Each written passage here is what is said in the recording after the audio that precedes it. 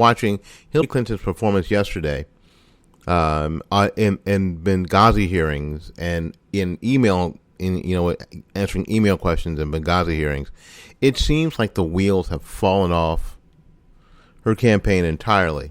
Now, they've only fallen off if you are a liberal Republican or MPA. Hopefully, because the dyed-in-the-wool Democrats will vote for her anyway. That's just how it is. They do have a better ability to, at least for one day, stick together. After Uncle Bernie's, I think, meltdown at the Democrat debate, where he basically channels his best Hillary Clinton in America is tired of your damn emails. That sort of harkened back to what difference does it make, as far as I'm concerned. It seems like he's decided by holding hands and talk and saying, we don't want to talk about these things. We don't want to hurt this lady's campaign. That he's acquiesced, that he's gone ahead and given up, because he's not challenging Hillary Clinton for the nomination. He's trying to. It seems like that was a huge tactical mistake, because the idea there is not to in the Democrat debate not to run against Republicans, because that's not where his first election is. His first election, or series of elections and caucuses, are against Democrats, or against the people on the stage, and we have one less of them today. I understand. I think Lincoln Chaffee is decided to screw it. Just said never mind. So we have one less. I think Jim Webb is also gone, so we have two less. But it seems to me that that Bernie Sanders pretty much quit at the first debate. Now, I'm not sure if there was a backroom deal. I don't know, but it seems to me that he quit. It seems to me that he has said, well, you know what? I'm done. I'm good. Don't worry about it. I'm done. That's what it seemed like to me. I don't know if it seemed like that to you or not, but it definitely seemed that way to me. It seemed to me that that Bernie Sanders is not interested for one reason or another. Is really not interested in making a real attempt at winning his party's nomination for president. Now, he may be thinking that he is going to run third party, because he's not going to win this nomination. He's been told by the party bosses that he's not going to win the nomination. And that's just how it's going to be. That could be the deal. And he knows that he's going to run third party anyway, so there isn't any reason to keep fighting for a nomination that he's not going to win. So he might, or he might be getting a deal that says, "Hey, listen, we'll bring you on as the VP, or we'll bring you on as Secretary of State, or we'll bring you on in some sort of same deal that the Clintons made with the Obamas, in the same sort of fashion," because it just seemed crazy for him to suddenly get behind Hillary Clinton when basically that was her. That is her weakest thing that he suddenly got, and he suddenly sort of surprisingly got behind her there. And said, you know what, America's tired of hearing about your damn emails. Well, no, we're not. No, we're not. And especially when those emails are about Benghazi. When we find out, a lot of people found out for the first time yesterday that she told her family that this was an Al-Qaeda attack on the consulate there or the CIA house in Benghazi, where the American ambassador to Libya was murdered, drunk through the streets.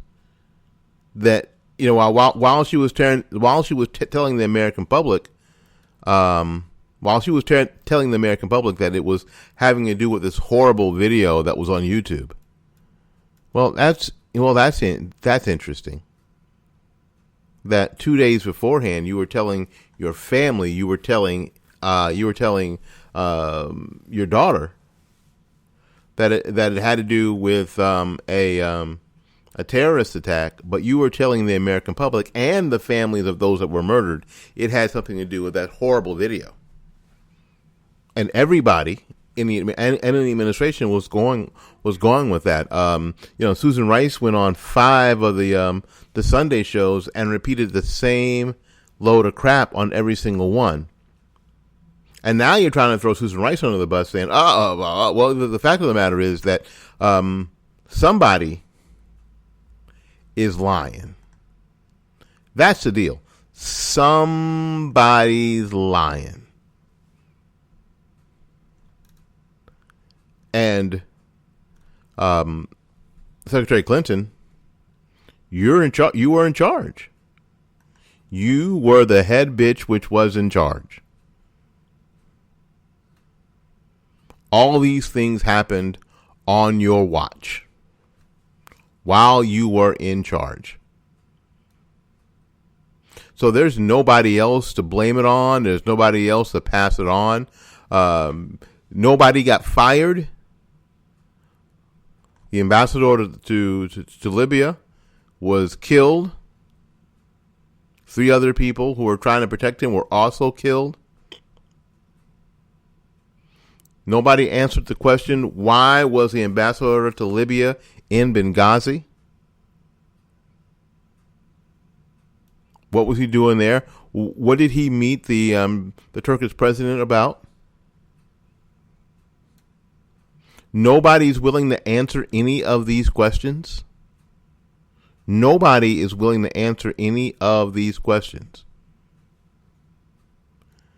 And the administration and you are acting like, well, it's not important. Well, yeah, it is important.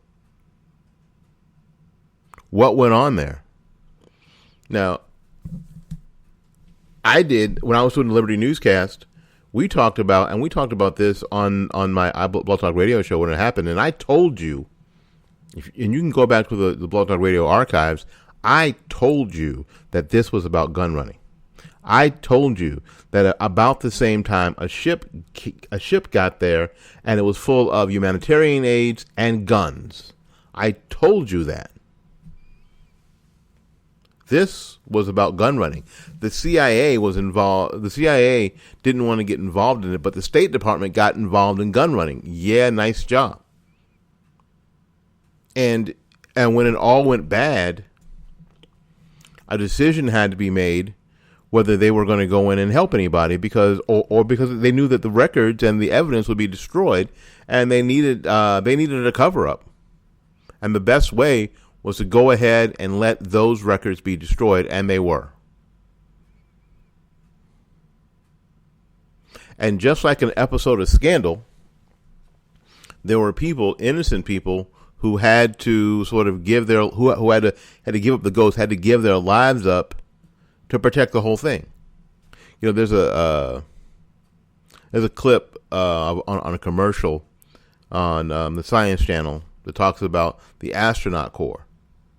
Better dead than look bad. And this is exactly what went on with the State Department and the administration. Better 4 dead Americans who died defending and working for their nation that we simply won't explain. They worked in a very dangerous area. Than any real explanation of what they were doing or what happened. That's what this administration and the State Department, under the leadership of Hillary Clinton, has decided to do. So this is the Hillary Clinton that we're dealing with. This is the Hillary Clinton that we're dealing with. This is the woman that's running for president of the United States of America. This is the woman that's running for president. It would seem like Cousin Hillary has some problems. When you think, it would seem like Cousin Hillary has problems. It would seem like old crazy Uncle Bernie has gone off the deep end, and Cousin Hillary has problems. Can the Republicans figure out how to win? Can they figure out how to win? Still, is it possible for them to figure out how to win? Because it seems like this is a no-brainer. Get a candidate, get behind them, and freaking win. Talk directly to the American public about the things that the American public is concerned about. The big boot of Obamacare is about to hit in January, where companies of 50 or more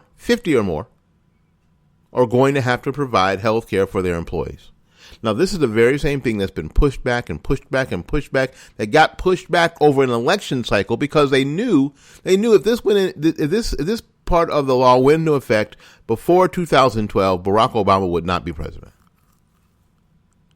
They knew that, so they kept pushing it back. That the White House broke the law by changing the law. Now, everyone kept saying, all the Democrats and the liberals kept saying, it's the law. Okay, fine, it's the law. That means the president can't just change it when it doesn't suit his purposes and needs to get elected. He can't just change it. Well, we're just going to put that part off. No, it all comes together in one big piece. One big piece of crap. It all comes together, good, bad, and indifferent. And if Congress made, and especially the Republican Congress made one mistake, they let this happen. They should have forced all of it to go into effect. Every bit of it, all the ugly, all the terrible that's about to hit now. All the ugly that's about to hit now. Focus on that. Focus on those business owners that have 57 employees and say, which 7 are you going to fire? You see this commercial? Do you see this commercial at the national level, y'all? You see this commercial? The guy's at a meeting that all 57 of his employees all lined up, and there's a line that these 7 or these 8, because to be under the 50 level, are going to have to go because you can't afford them. And the rest of them are going to have their hours cut back to about half. That's the deal. Which do you want? Remember the blue pill? I mean, you see on the internet the blue pill and the red pill? Here's the blue pill. The blue pill says if you take this, you have to get down to 49 employees. So if you have 57 employees, you have to fire 8. Or if you have 57 employees, you have to cut their hours in order to pay them on health care. You have to cut their hours by half. Do you want the blue pill or do you want the red pill? It doesn't matter. They're both full of cyanide, and you'll be dead soon anyway. It doesn't really matter. It's crazy. It's insane. And you know what? Any of the,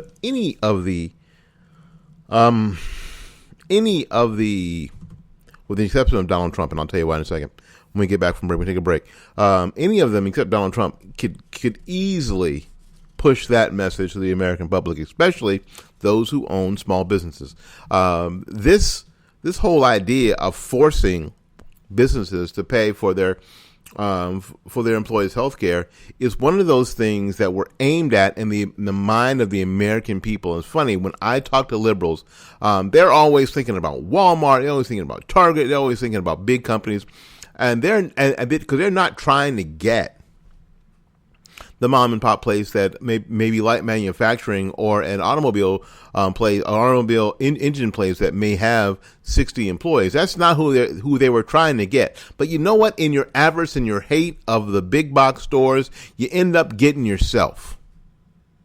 You pull the barrel of that shotgun around just like a Bugs Bunny cartoon and shot yourself in the head. Anybody, with the exception of Donald Trump, who's left on the Republican side, and Lindsey Graham, obviously, because Lindsey Graham's a piece of crap, can push that message. I want to thank our affiliate partners, New Homes of Tampa Bay, for helping us do what we do today. If it wasn't for them, we wouldn't be able to do any of it. So, again, thank you, Gary and Jessica at New Homes Tampa Bay, www.newhomestpa.com. You can call Gary at 813-770-9452. We'll be right back after this message. All right, it's time to buy a house. School year's coming up. It's time to buy a house. It's time to stop thinking about it. It's time to start doing it. And you're wondering, how do we go about buying a house? Do we buy a previously owned house or do we buy a new house? My suggestion is that you buy a new house. That if at all possible, buy a new house, either a new construction home or an inventory home. Because you're going to get more bang for your buck than if you try to make something work. You ever try to do that? Ever try to just make something work and find out that what we figure out is it never really does? But if you're interested in buying a brand new inventory home of a builder, or a brand new built from the ground, built from scratch home here in the Tampa Bay area, you couldn't, better not get that process started without talking to my friend Gary from New Homes of Tampa Bay. New Homes of Tampa Bay is ready to walk you through the entire process from rooter to tutor, from the front to the back. Because there's lots to know. There is lots to know, and most of the people who are involved and have that information, they all have an ulterior motive. They're trying to sell you their house. They're trying to sell you one of their homes. And what you need is an advocate. You need somebody who's on your side. Just like in the financial world, you need a fiduciary. You need somebody who's working for you, who's looking out for your best interests. And that's what the folks at New Homes of Tampa Bay do. They look out for you. They've got this tool called property process management, that if you're building a brand new construction home, they send a qualified home inspector to the work site while your home is being built to make sure that you are getting all the things that you were promised in the sales pitch, and that they are all of the quality that you were promised. And you know what that costs you? Nothing. Now, they could charge you a lot of money for this process, because if you think about it, the peace of mind you get once you get home and you don't have to worry about what's behind the wall of your new home. What's in the foundation of your new home? Is the plumbing going to go bad under the foundation? Stuff you don't have to worry about. The peace of mind that you gain is well worth $1,000, $3,000, $5,000, $10,000. How about zero? We have gotten so good at this that we've made we have partnered with some of the builders, some of the best builders in the Tampa area, and so we can do all of this for you at no cost to you. That's New Homes of Tampa Bay. That's newhomestpa.com. Newhomestpa.com. 813-770-9452. That's 813-770-9452. And that's newhomestpa.com.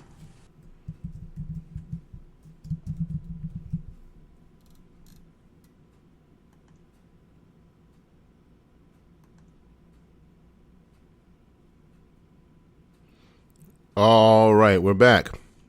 We're back. Thank you ever so much for coming. That's my friends Gary and Jessica at newhomestampabay.com, 813-770-9452, or go to www.newhomestpa.com. And you want to go to the website and bookmark it, because there's a new website coming.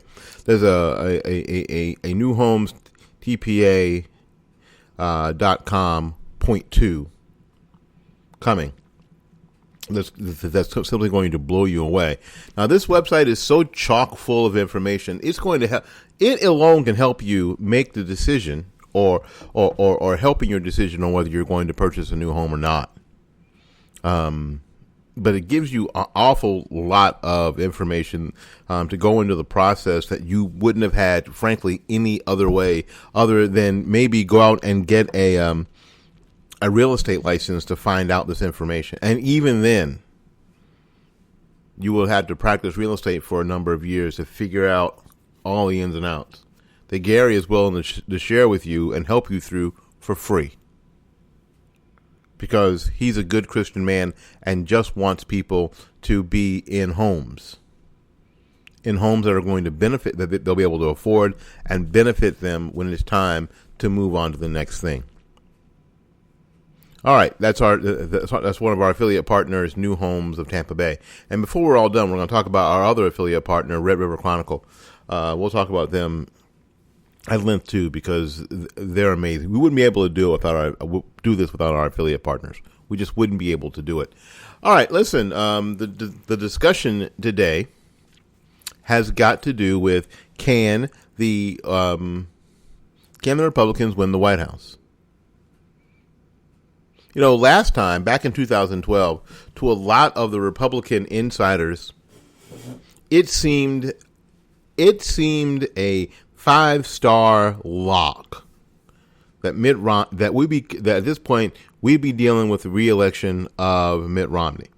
We looked at all of the matrices that had gone before, and we saw where the President of the United States and his unemployment record, where inflation and all these numbers said no way, no how that President Obama could be reelected. It is October 23rd, 2015.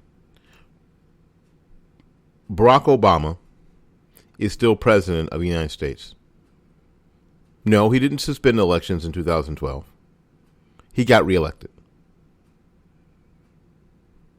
And I tell you what, I was with on that night, that faithful to his night, I was with a whole bunch of conservatives and people involved or connected to the Republican Party, and there was a whole bunch of head scratching going on, just an incredible amount of head scratching going on. No, not for me. I knew what happened. I knew what would happen, and I told you what would happen on the Willie Lawson Show on Blog Talk Radio. I say Blog Talk Radio because before we started doing iHeartRadio, I told you what would happen.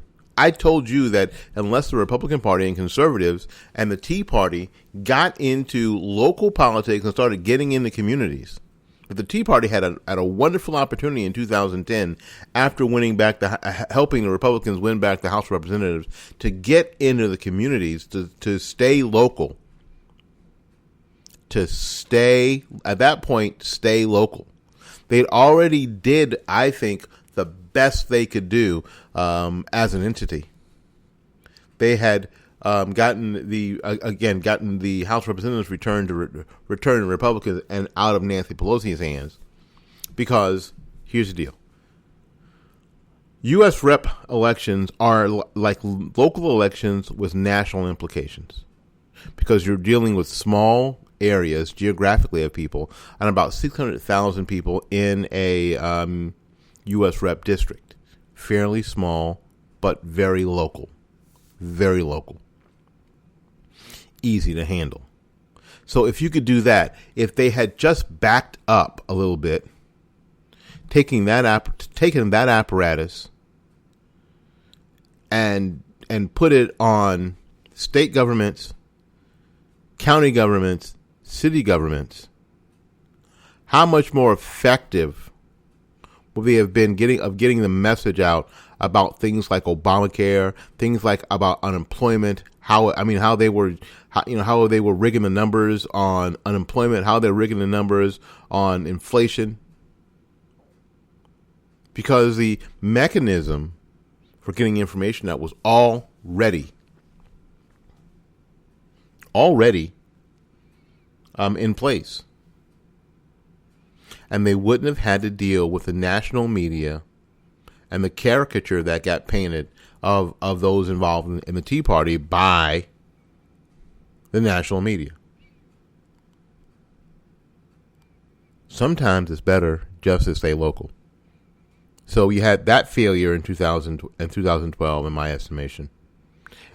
And you had the failure of the Republican Party because they did not get into these communities early enough during the time that Barack Obama was president between 2008 and 2010.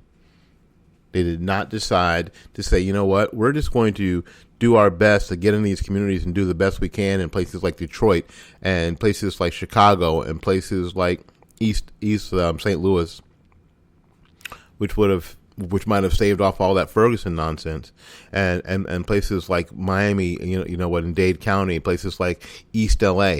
We're going to hit all those places, all those big urban areas that we lost in. We're going to look at the Growth and Opportunity Project and take it seriously and not call it pandering. And take it as a blueprint of this is why we got our asses handed to us by someone we should have kicked their butt, but instead we got our asses handed to us, and this is why. So let's take this seriously. Let's not just blow it off. Let's not think it's an anomaly. Let's not think about, he got elected because he's black. Well, there were people who voted for him because he was black, no doubt. But that's not why he got elected the second time. He got elected the second time because the Republican Party had failed from 2009 and 10 and 11. And has the Republican Party done anything different? See, this is a question. Has the Republican Party done anything different than they did in 2009, 10, and 11? Have they done anything different in 2013 and 2014 and 2015? Have they been different? Have they looked different? Has the rhetoric been any different? What has the Republican Party done differently? What has the Republican Party done differently in 2013, 14, and 15 than they did in 2009, 2010, 2011? Similar circumstances. One of the houses of Congress went Republican between 2009 and 2012. Another house of the another part of the legislature went Republican between 2011 and 2016. So that's similar. But what have Republicans done differently? What have they said that's different? What's going to make the difference? Are the candidates any different? Jeb Bush is Mitt Romney. Now Jeb Bush is not as white as Mitt Romney, because nobody is. Mitt Romney is the whitest man in America. Every loaf of bread in that house got balloons on it. There are mayonnaise sandwiches as a matter of course in the Romney house. Jeb Bush, not the same. Similar politics, not the same guy. You've got Republicans like Marco Rubio. The last time, in 2009, 10, and 11, Republicans ran a black candidate, Herman Cain. We saw how that went. Herman Cain was not an elected official, was not part of the establishment.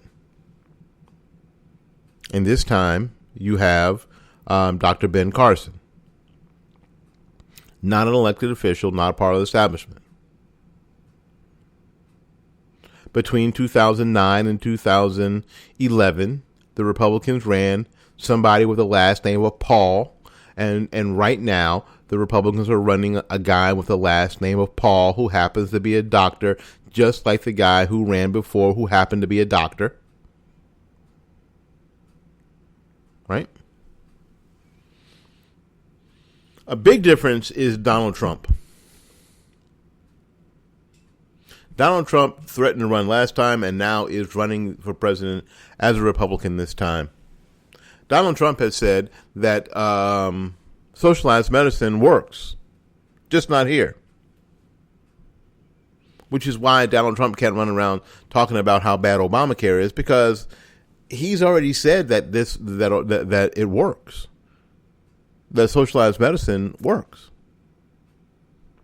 And the fact of the matter, it really doesn't. But he's already said that, so he can't be the guy out there saying that socialized medicine works and Obamacare is a failure. So that's why he can't be the guy that we talked about who's saying, you know what, these small businesses and the people that they employ are going to get hammered in just a few months. In just a few months. And here's the hard part. The Republican Congress cannot ease the blow. That's a big, huge freaking tactical error. They can't ease the blow. In January, when all these companies who first of all, who are going to cost them billions of dollars in money to comply, don't have it, are going to get hammered because they are not going to be able to afford to provide health care for these folks. And guess what? And guess what's going to happen? They're going to have to go. They're going to have to go on to Obamacare.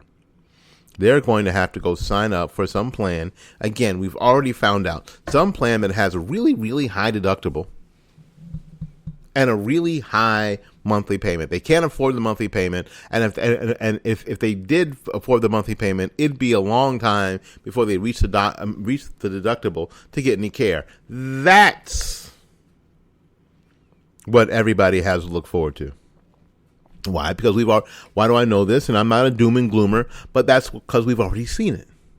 It's not that big a deal. We've just already seen it. We've already heard the complaints already. That yes, I have insurance, but there's not anything I can do with it because hell, I can barely afford the monthly payment and the deductible is so high, nothing I can do about it. And what I love, abso-freaking-lutely love, is the Democrats and the liberals saying that somehow this is the Republicans' fault because they didn't expand Medicaid. Well, this was going to happen. You know, when we had this discussion back in 2008 and 2009, we said that the prices would go up. As a matter of fact, in my own house, today was the last day to decide on a new plan, and all the prices are up. And we didn't have, and because we were on my wife's plan at her job, didn't have anything to do, nothing, zero to do with the expansion of Medicaid. Nothing. The prices just went up, just like we said they would. So healthcare for us is not cheaper. It's more expensive and covers less. And it's a big deal for me because I had triple bypass surgery last January. I still have a whole basket full of freaking medicine to take and have to buy. And 2 of my prescriptions have expired, so I got to go see the doctor before they'll renew them. So yeah, it means a bunch to me. Because I'm not 25, I'm 55, and at 25, I might just blow it off. I might have just blown it off. Because when I was 25, I didn't have health insurance. I didn't have any health insurance at 25. Most of the people I knew didn't have any health insurance at 25. Are you kidding me? The first time I had health insurance is when I went to work for the school system. And then I had this thing called health insurance. I didn't know what the hell it was or what to do. I just signed the paperwork, you know what, or did what they told me to do. And I basically asked, what if I don't do anything? And the lady said, then you'll have this. And I said, okay. I said, okay. And with this, I'll get to go to the doctor if I get sick? Yes. And then you'll pay them this when you get there. Oh, $10? Okay. That was my introduction to healthcare. It wasn't like, well, if you don't get healthcare, then you know what? We'll tack on to your tax refund, and if somehow you don't pay that, then we'll put your ass in jail. It's crazy. It's insane, and that's where it is. That's where it is. Any of the Republican candidates other than Lindsey Graham, because he's a douchebag, and Donald Trump can make people aware of what's happening to them while it's happening in 2015 and attach Hillary Clinton to it and attach crazy Bernie Sanders to it because he wants more of it. He wants it to be bigger than it is. Bernie Sanders is not happy because it isn't as big as he wants it. He wants it to be bigger. It's crazy. But will they screw it up? Will we not be able to coalesce around whoever the nominee is and win this thing? Listen, we're gonna take a short break before we finish up, and I want to talk to you a little bit about my other affiliate sponsor, the Kevin Batts at the RedRiverChronicle.com, the RedRiverChronicle.com, which is the best. It's got to be the best conservative website, independent conservative website out there. There is no clearer writing of opinions and news than the RedRiverChronicle.com. There just isn't. Kevin, his wife, and his team have come up with the best approach in a conservative website that exists. The RedRiverChronicle.com. Listen, this show would not be possible if it weren't for our affiliate partners. If it wasn't for people like Gary Knight at New Homes Tampa Bay. If it weren't like Kevin Batts at the RedRiverChronicle.com. So it is getting near the end of the month. So let's talk about the Red River Chronicle. The Red River Chronicle is a website that is full of fantastic conservative articles, conservative educational tools. I think that's the coolest thing. Spent 15 years in teaching in the public school system, and you know what? These educational tools are something that you can use yourself, that you can use in a classroom setting, that you can direct students to, sort of on the sly. Because it's, frankly, I think the battle is just like that. If you are if you're working in the public school system, and you're in a social studies classroom, I use social studies because it's the easiest transition. And a student comes to you and says, "Where do I learn more about conservatives?" Well, the very first place you should send them is not townhall.com, is not the Rush Limbaugh site, or even the Willie Lawson show necessarily. You need to send them right to the RedRiverChronicle.com. Articles written in a scholarly way, primarily information about Oklahoma and Texas, but from a very conservative standpoint. And you know what? Kevin Batts is black, so that helps your students because that throws away and destroys the left's picture of who's supposed to be conservative. So you can also, on that site, that student will have access to Hillsdale College lectures, which I think are invaluable. Absolutely invaluable. And there's also an app that they can purchase. I did. It's all of 99 cents. I purchased it. It keeps you up to date with what's going on the redriverchronicle.com website. That's the redriverchronicle.com website. The finest in conservative information and education. All right, there you go. The Red River Chronicle. The redriverchronicle.com. Put in the word the. It's THREDRIVER chronicle.com. You really just don't want to miss this. You want to put this in and bookmark it too. Make it one of those things that you do every day. Like we go to Drudge every day. We may go to one of the other so-called, mainstream media news site. Some of us go to CNN, some of us go to Fox. We check them all out every day. Wall Street Journal. You want to put this in your blog roll. You want to put this in your bookmarks that you hit every day. Every day. And I guarantee if you do it every day for 30 days, if you hit the Red River Chronicle website every day for 30 days, it'll change your life. It'll just change your life. And I know that's big words coming from me. It'll change your flipping life. All right, listen. We only have a few more minutes here. I've asked a lot of questions. I don't know if I have a lot of answers. But what I do know is that there isn't any way that the Republicans or you conservatives can sit here quietly and decide, oh, not even the Republicans can screw this up. We got this. We can't be lulled to sleep again. And we can't be the petulant child that decides that, because here's the deal.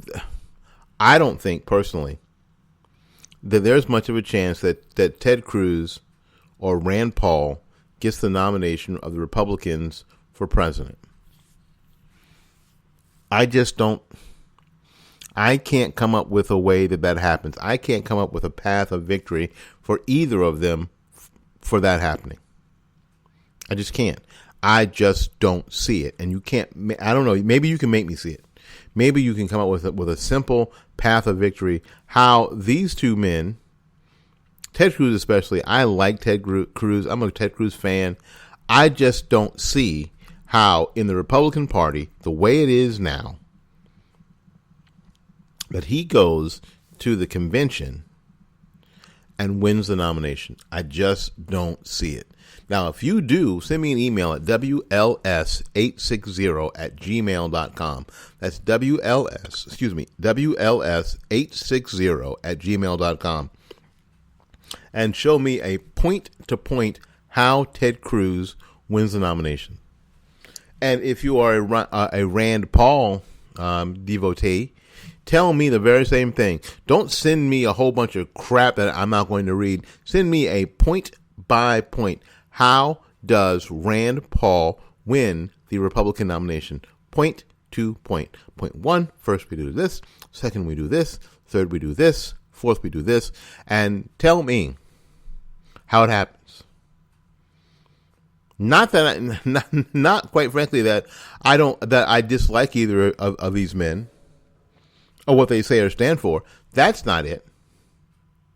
How does that happen? The same thing with Carly Fiorina, the same thing with Ben Carson, frankly, the same thing with Donald Trump. Yes, I really only see this. I see this battle coming down to Florida. I see it coming down to Jeb Bush and Marco Rubio. It's Jeb or Marco. Now, I talked to a lady at Right Online, and I guess we were there a number of months ago, and she swore to me, but we had just met, and my God, she was so angry. I mean, she was viscerally angry at Marco Rubio that she would never vote for a liar, and she just went on, and sort of apologized to me like Marco and I were friends. Marco and I are not friends. I don't have his cell phone number. We're not friends. I think he might recognize me if he saw me in the same sort of venue that he saw me in last time. But I don't think he knows my name. I think he knows. Oh, that's that black guy who's always here. How you doing? Good. I think that's as much as Marco and I know each other. But as I look at this, those two men are the only two men who I think have a path to victory in getting the Republican nomination. I just don't see any of the other candidates having a path to victory because of name recognition and money and how the Republican Party is set up right now. I just don't see it. Now, anything can happen, and often does.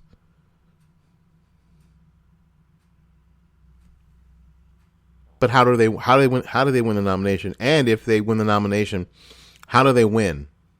Is it possible that conservatives act like petulant children again, or Republicans do, and like in 2014, 4 million of you stay home?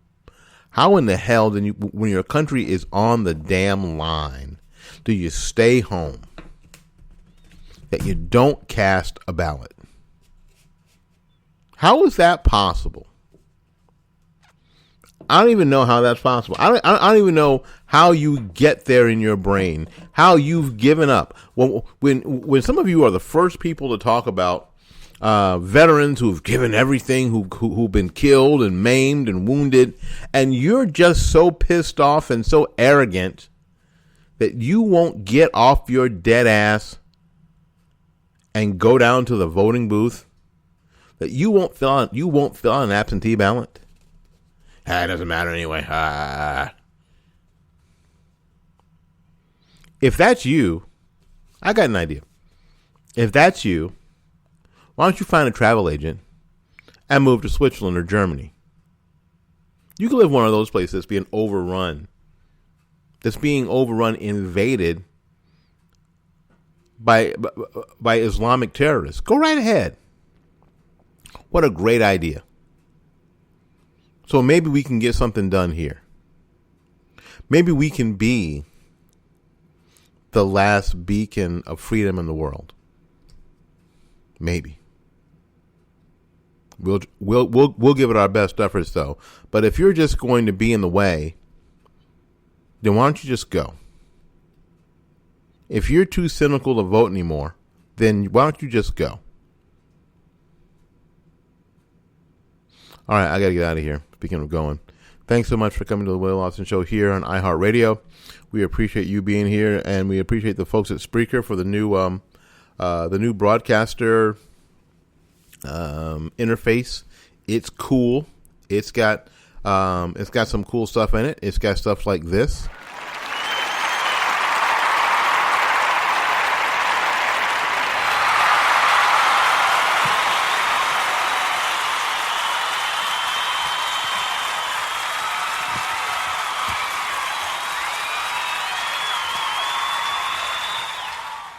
I like that. That's cool.